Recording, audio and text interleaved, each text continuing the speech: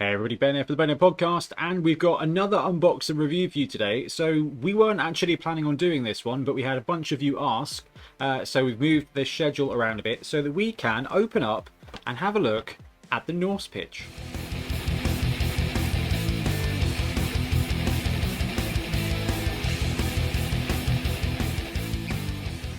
Okay, so we'll have a look at the pitch's special rules in a second, but first of all, we'll ignore the dugouts for now. All we want to really care about right now is, can we actually use this pitch? So, I don't know. Me, probably like a lot of you, was a little bit burnt by the Norse, no, not the Norse. Oh, that's the Khorne team, right? The Khorne pitch was cool. Had loads of skulls and carnage, right? But turned out to be completely unusable. So let's have a look at the Norse pitch. Oh, right. Sweet. Okay, so there are two sides to this pitch. One is the shattered side of the pitch. Sorry, excuse my hands. I've been painting this afternoon. So one is the shattered ice. Now, we'll talk about that when we look at the rules for it in a second. But let's have a look at the crisp clarity of the top side. This makes me very, very happy. Do I have any models kicking around? Not at the moment. Alright, so this is the top side of the pitch. This is a glacier. So you've got a good bit of wood in the center, which might be a bit of an issue. Now let me see if we can fandangle this to zoom in a little bit on that piece there, because that is the only point I'm a bit worried about. The squares right here. So the squares on this pitch are beautiful, right? You're looking at this thinking this is incredibly clear, this is incredibly crisp. I'm going to actually be able to see where all the dudes are. This is perfect. This bit here where you've got so close, and it's the line of scrimmage as well.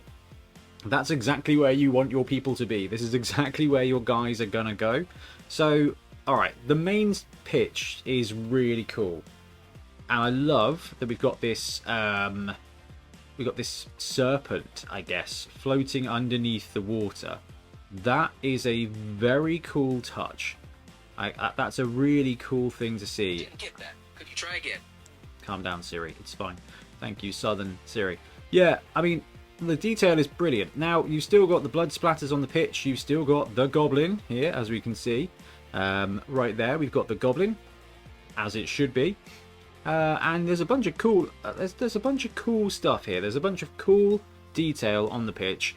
I'm actually yeah, I really like this. This is one of the better pitches we've had recently. So you've got snowman there, you've got, yeah, I don't know why I'm moving the camera when I can just move the pitch. Okay, we've got the end zone. The end zone is a board, is like planks, which is here and is absolutely fine. Like, it's pretty cool. You've got bits of armor kicking around. We've got the goblin. We've got, this is actually quite fun. I like this. In the corner here, we've got a little ice fishing rink, and you can see like footprints and a snow angel. Like, they've done a great job with the detail on this side of the pitch, including a snowman up there as well. Now, where I've zoomed out, where I've zoomed in, sorry, I've probably made it a bit more challenging, but that's fine. So what we're going to do now, let's zoom this bad boy out, is flip it over and have a look at the cracked side of the pitch. Alright, we're just going to look at 2/3 of it. So we'll have a look at the rules in a second, like I said, and you've got more of the great detail. You've got a lot of the same stuff, so it's the same shoulder pad.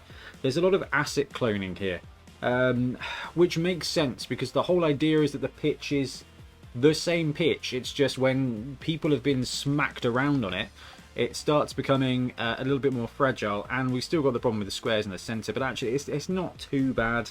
I don't think it's the worst pitch we've seen for the clarity. So actually, overall, I think it's really good. The crack side, there's a ton of detail, and it might be a little bit too much, to be honest with you. Like, it's very cool. It's really cool. You can't say it's not cool. They've done a really, really lovely job with it.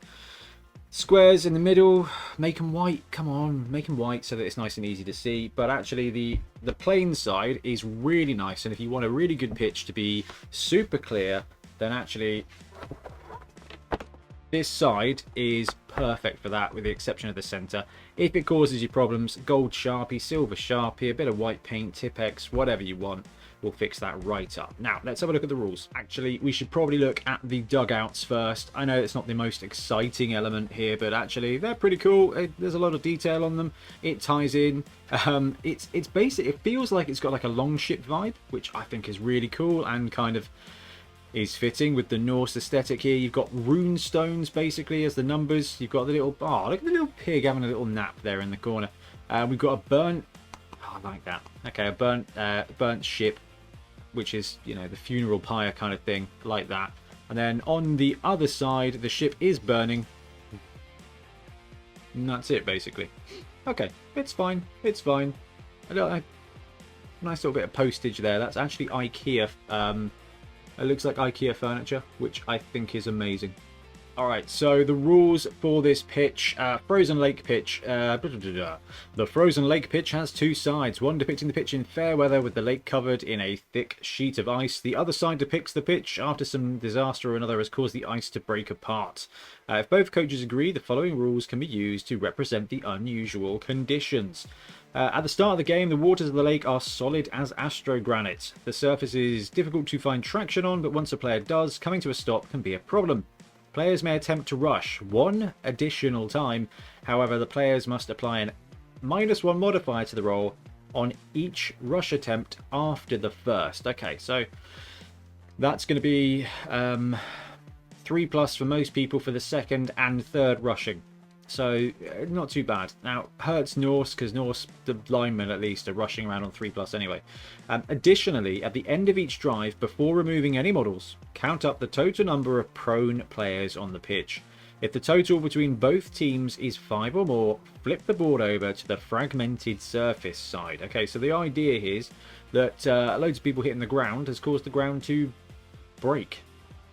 All those players hitting the deck have caused a chain reaction of cracks and fissures. The players are going to need to keep their balance to ensure they don't fall over on the uneven surface. Players suffer an additional -1 modifier on agility tests when they attempt to dodge, leap, jump, or land after being thrown. That sucks. Okay, so when would you want to use this? It is cool, right? It's thematic, and actually, does it represent a lake pretty well? Yeah, I think it does. You know, the ice is going to break if you start throwing bodies at it, which I'm on board with, right?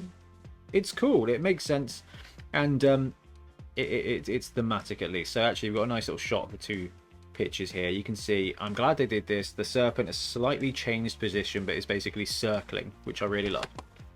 And there you go. That is the Norse pitch.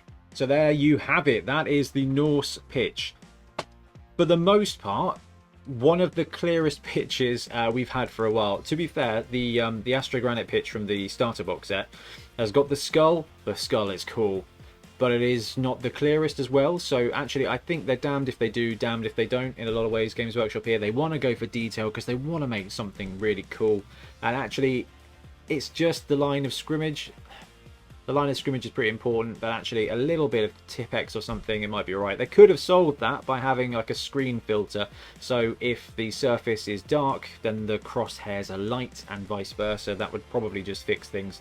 I will do it for them if they want, and it would make our lives a little bit easier. But overall, actually, really like this. The thematic rules are cool. You'll probably never use them, but the pitch looks clear as you like.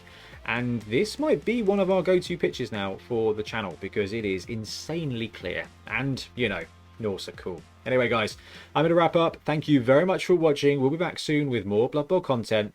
Happy blocking.